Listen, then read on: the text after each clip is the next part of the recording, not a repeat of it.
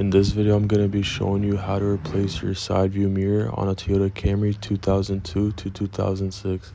Using a plastic trim removal or your hands, remove the plastic cover.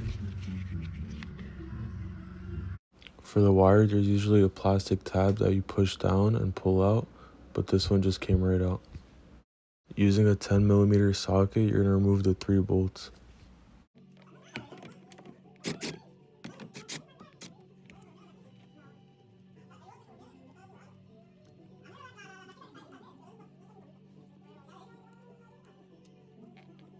At this point, it should just come right off.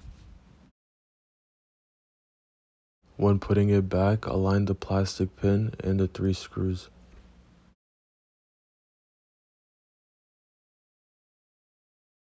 Put the 3 screws back in place and tighten them.